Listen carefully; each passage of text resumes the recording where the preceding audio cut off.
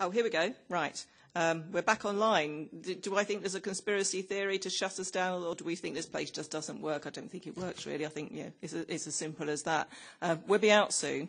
But what we were talking about is the, let's not call them grooming gangs, let's call them the mass rapists that they are, with up to possibly 1 million girls that have been infected and just defiled by these men.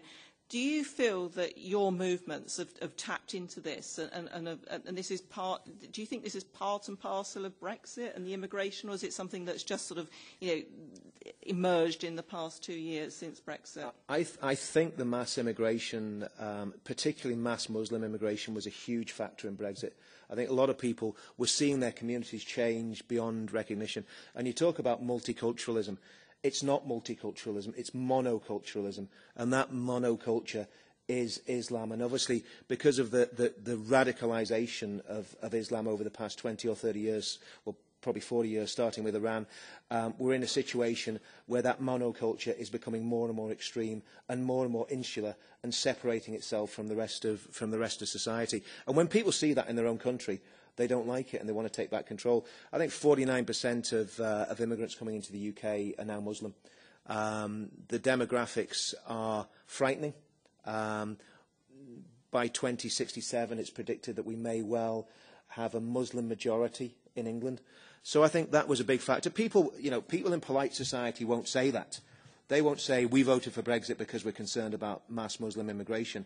But people in the working class communities are quite open. When we think about Tommy Robinson's been saying this for the past 10 years, as have other people, Anne-Marie Waters. It's a discussion that nobody likes having, but I think that was a huge part of the Brexit vote. Now, once Brexit goes through, that's only part of the issue. If we do get Brexit, which we will because we'll push for it, but then there has to be proper immigration control. And I would even go so far as to say that we need to actually completely halt immigration from Muslim countries until we get the problem sorted out. That needs to be stopped. Well, of course, that was the Americans tried that with President Trump, and he was stopped from doing that by the Senate. Lee, something that's very close to your heart is the rape of our children in our communities. Do you want to tell the Brussels exactly what you're trying to do about this? Yeah, it came to light over the last few months. I've been where I live. There's guys who got in touch with me through the fact that I was with the DFLA, and we were formed. The DFLA was formed to combat any form of terrorism and extremism in England, well, in Britain as a whole, really, and Ireland. And it went on from there, and people got in touch saying our girls are getting raped as young as 11 years old, being mass raped. And so I got involved. Kind of wish I hadn't, because I don't sleep very well at night now, because it's constantly there. And it's an epidemic. It's all over the country. What started off as somewhere that was within 40 minutes of where I live, I've had people contacting me as 2 days ago, somebody 200 miles away from me telling me the same story, and then that was up north, and then down south another 200 miles the other way, people getting in touch with me saying it's happening to their daughters and their sons.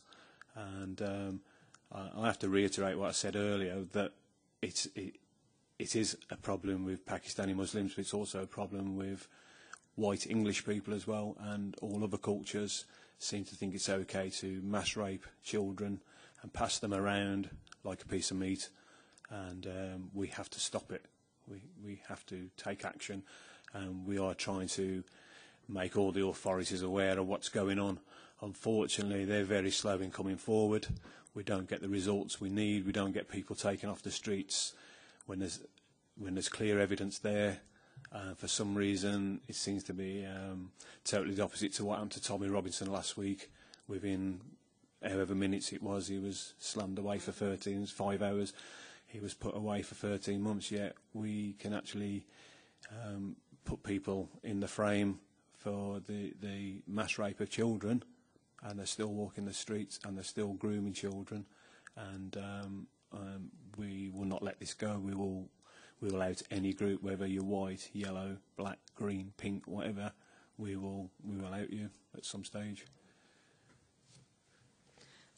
One of the things I tried to raise in here was the jihadi brides that are returning. There was an EU report that said 1,000 women were wanting to come back to their host country as well. I'm afraid that they gave up their passports and they gave up their citizenship and their rights, and those women have now had children. We've got the Liberal left calling them back in, but this place has refused to discuss that. In the Independent newspaper this morning, the EU's own official said that we now have got the highest known number of jihadis living in Britain. It used to be Belgium, it used to be Brussels. That stopped. It's now in the UK.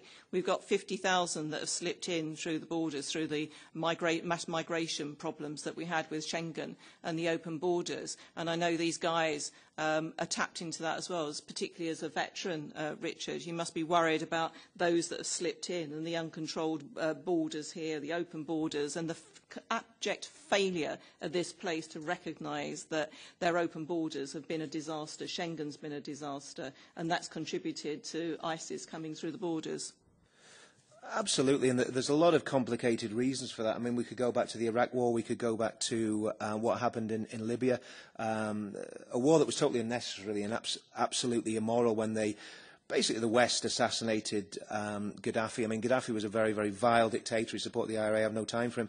But at the end of the day, the West sponsored and facilitated the assassination of Colonel Gaddafi. And that, of course, led to the massive influx of refugees across the Mediterranean. The civil war in Syria, which was sponsored by Western intelligence agencies, the Saudis and the Qataris, has caused a similar flow of migrants into the West. And we're dealing with a real problem here. And, you know, when you have millions of people, we were talking earlier, Janice, about the, in fact, actually we weren't talking, we were in a conference earlier where they were talking about the persecution of Christians in Europe.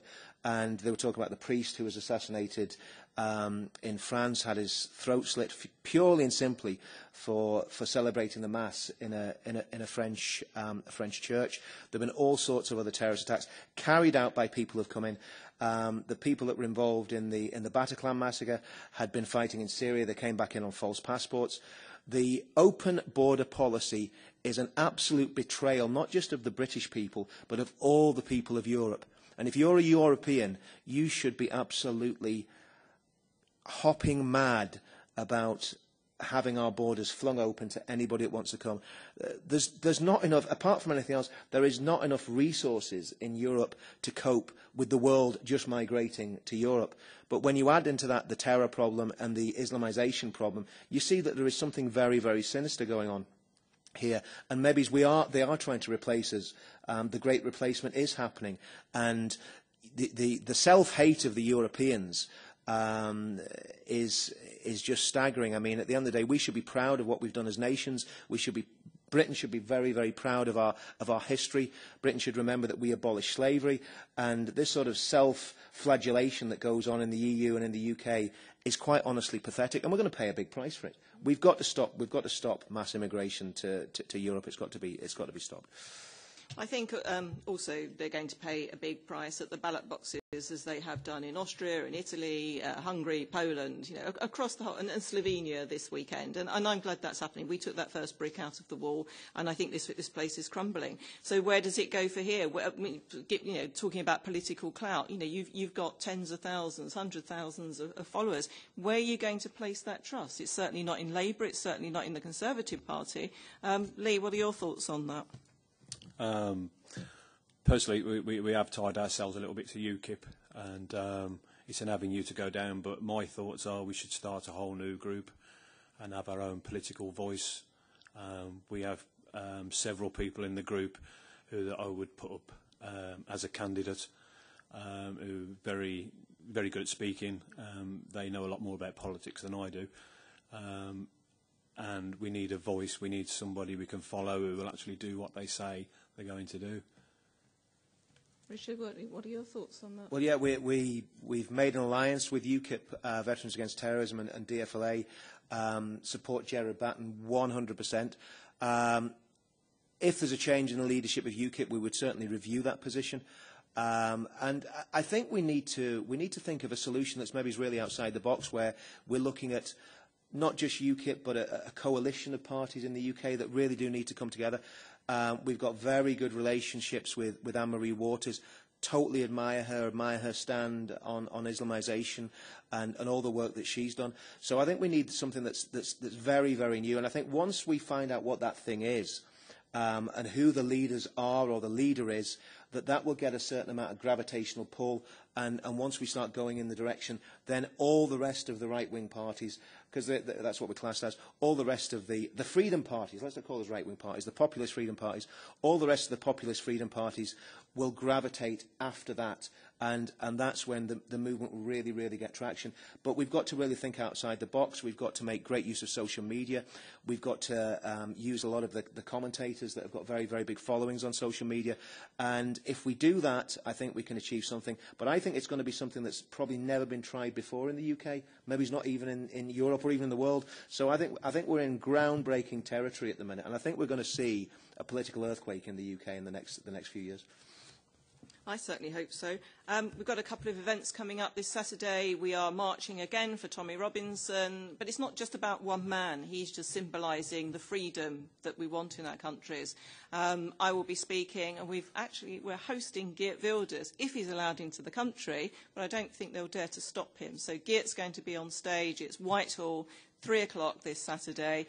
There's a number of great speakers, and maybe from that movement you might find your new leader. And on the 23rd of June, we've got our Brexit Day, our Independence Day, our Day of Freedom. It's 2 years on the 23rd of June this year that we voted to leave the European Union. I would have hoped that we would have packed our bags and gone by now, but we haven't done so, hence sitting here.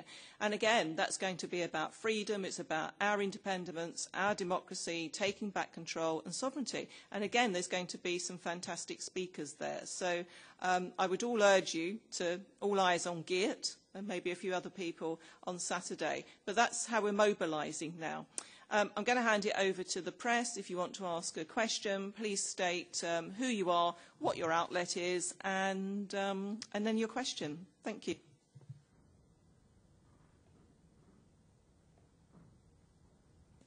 Thank you all very much for coming.